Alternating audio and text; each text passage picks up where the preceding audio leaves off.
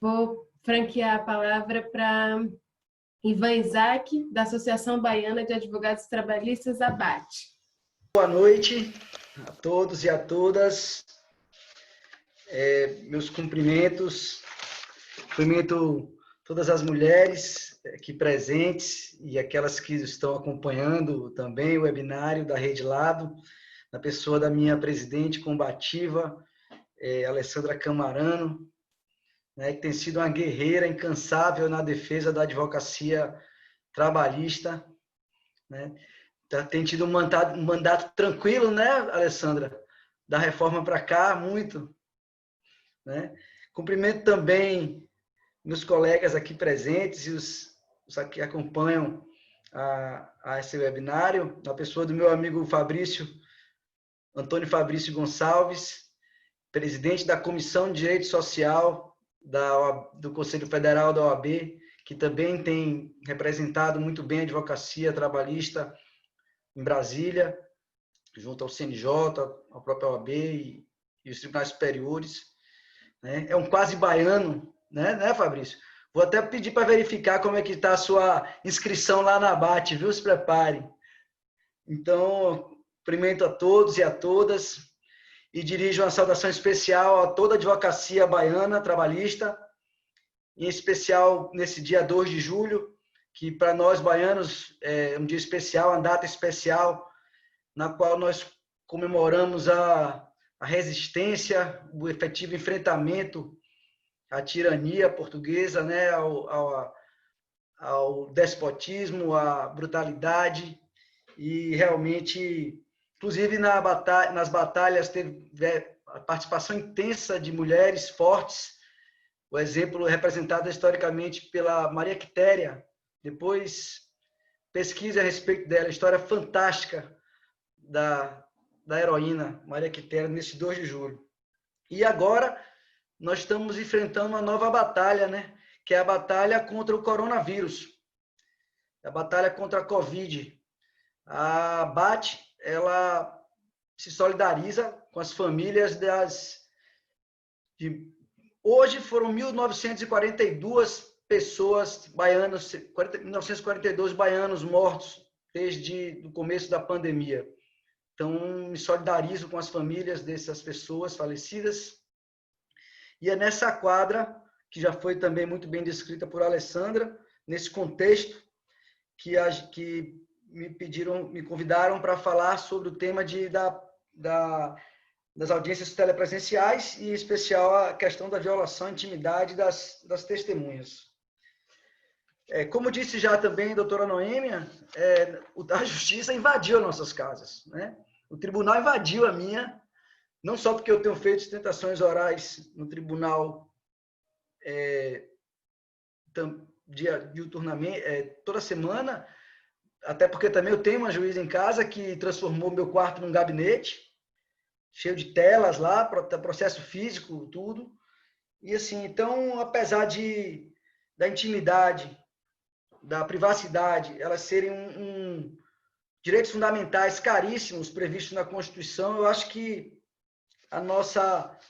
nosso maior problema nesse momento que nós estamos vivendo, de necessidade de fazer os processos continuarem, não é realmente essa questão da privacidade, da intimidade da testemunha. Todos nós perdemos essa intimidade, não só advogados, mas também desembargadores, juízes, ministros.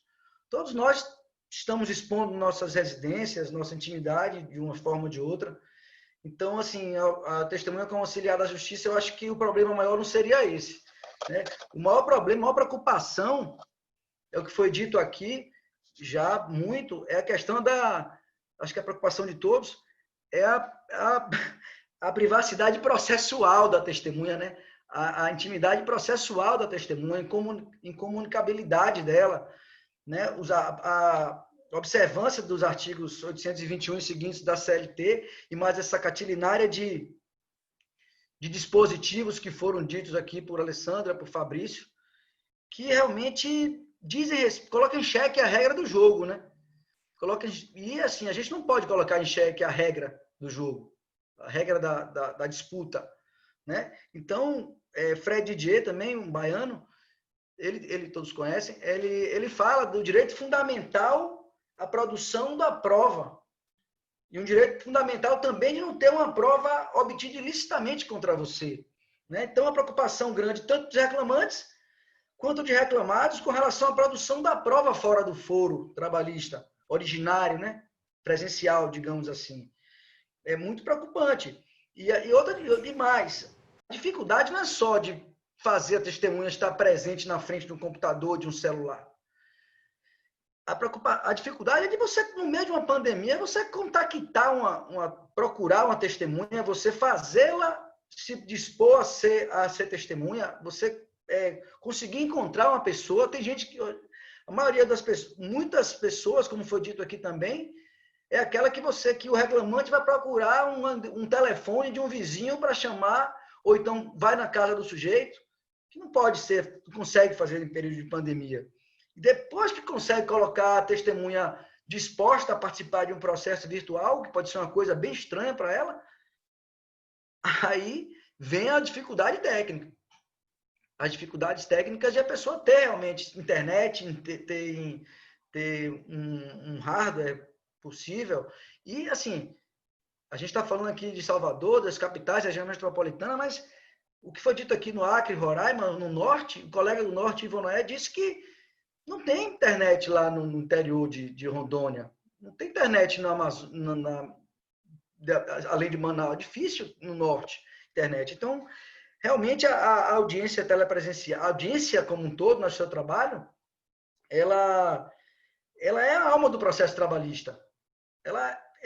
Ele é que define realmente o processo. Né? A prestação, o destinatário da prova é o juiz, lógico, mas o destinatário da prestação jurisdicional são as partes. E as partes, através dos seus advogados, é o que sabem o que é melhor para elas. Não adianta você fazer uma audiência a ferro e fogo e perder o processo.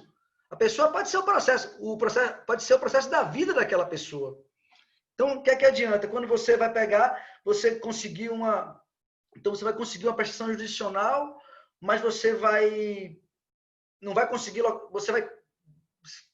você não conseguiu localizar sua testemunha, você vai ter a parte vai ter a sensação de que não pôde fazer tudo o que estava ao alcance dela, ao seu alcance, para ter o resultado bom do processo, sem contar a pecha, que foi dita no início, de você achar que não foi um processo justo, né? Que não foi um processo totalmente lícito. E o pior é que o reclamante vai perder o processo, não vai botar a culpa no advogado, vai dizer que o advogado é ruim e que, coitado, o advogado vive do êxito do processo. Se um advogado de reclamante perde o processo, ele paga para trabalhar. Durante um tempão ele trabalhou ali, gastou dinheiro com estacionamento, com luz, com telefone, com tudo, e não vai ter êxito. Então, assim, ele ainda vai ficar prejudicado pela impossibilidade de ter um processo justo. E o advogado da reclamada também vai ser culpado. Como é que você deixou fazer uma audiência com um teleprompter, não, com o próprio computador, né, Alessandra, na frente? Assim, como é que você permitiu isso? Né? Os reclamantes, não são os reclamantes que estão tendo problema, não. As reclamadas estão fechadas, a grande maioria delas, as pequenas principalmente, e as grandes, médias, grandes, também estão funcionando precariamente, fazendo esforço para poder funcionar e prestar serviço à sociedade. Não é só para ter lucro, não, para continuar funcionando.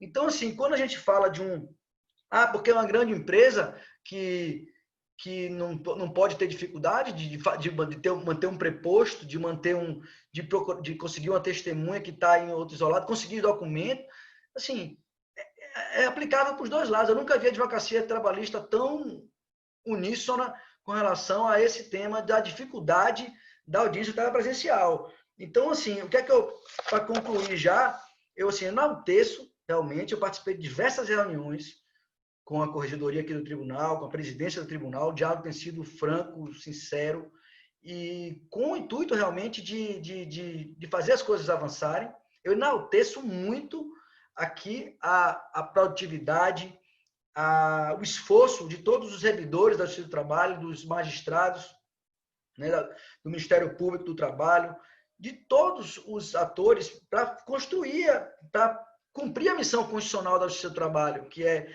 prestar a jurisdição. Mas, assim, para fazer os processos avançarem. Mas a gente tem que pensar nos jurisdicionados, lógico, que precisam que a jurisdição seja entregue.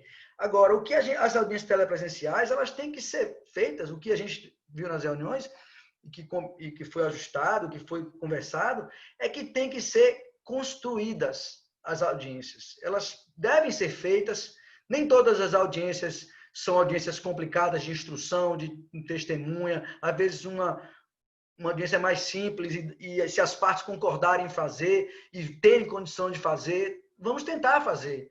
Vamos tentar construir isso para deixar um legado. Não é chegar e fazer as coisas no meio da pandemia para ficar... tudo bem, 15 dias de prazo para fazer defesa, ótimo. Uma ideia ótima, eu sempre fui a favor.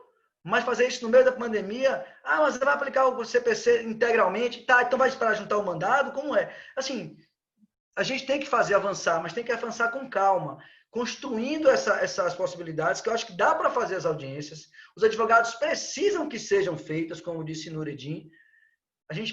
Os advogados vivem disso. O advogado de reclamada também está disposto a fazer, salvo as exceções procrastinatórias, que a gente sabe que existiram, sempre existiram, existem mesmo, mas nem todos podem ser punidos por conta desse tipo de comportamento. Né? Então, assim, a gente não pode deixar que as audiências sejam feitas a ferro e fogo, com imposição de penalidade, porque senão, como eu disse anteriormente, repito, as partes vão perder os seus processos sem poder fazer tudo que estava ao seu alcance, e aí vai ter que chorar, como diz aqui na Bahia, no pé do caboclo, ali no Campo Grande, que é uma praça que tem aqui, que esse caboclo, quando a gente não tem o que fazer, vai chorar no pé do caboclo, que é outra homenagem que tem aqui ao 2 de julho. Então, agradeço mais uma vez o convite da Rede Lado, e a todos, renovo também os agradecimentos feitos por Nuri ao pessoal da Alecrim, que nos deu esse apoio logístico, e a Sara e a todos os participantes. Boa noite. Muito obrigada, doutor Ivan.